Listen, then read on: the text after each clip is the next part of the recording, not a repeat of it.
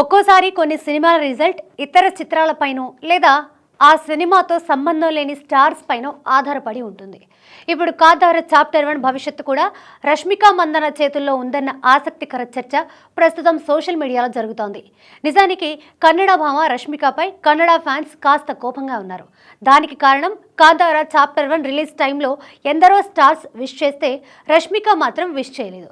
దాంతో ఆమెపై కన్నడ ఫ్యాన్స్ విరుచుకుపడ్డారు.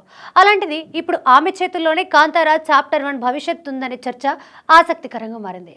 దసరా కానుకగా అక్టోబర్ 2న విడుదలైన కాంతార చాప్టర్ 1 ఇప్పటికే వరల్డ్ వైడ్ గా 700 కోట్లకు పైగా గ్రాస్ రాబట్టింది.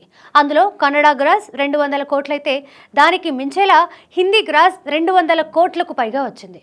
మూడో వారంలోనూ హిందీ గడ్డ మీద కాంతార బాగానే రన్ అవుతోంది. ఇలాంటి సమయంలో రష్మిక రూపంలో కాంతార జోరుకి బ్రేకులు పడే అవకాశం కనిపిస్తోంది. రష్మిక ప్రధాన పాత్ర పోషించిన హిందీ చిత్రం థామా నేడు థియేటర్లలో అడుగుపెట్టింది. మ్యాడక్ హారర్ కామెడీ యూనివర్స్ నుంచి స్త్రీ 2 వంటి బిగ్గెస్ట్ బ్లాక్ బస్టర్ తర్వాత వచ్చిన సినిమా కావడంతో థామాపై మొదటి నుంచి మంచి అంచనాలు ఉన్నాయి. ఆ అంచనాలకు తగ్గట్టుగానే అడ్వాన్స్ బుకింగ్స్ కి కూడా మంచి రెస్పాన్స్ వస్తుంది.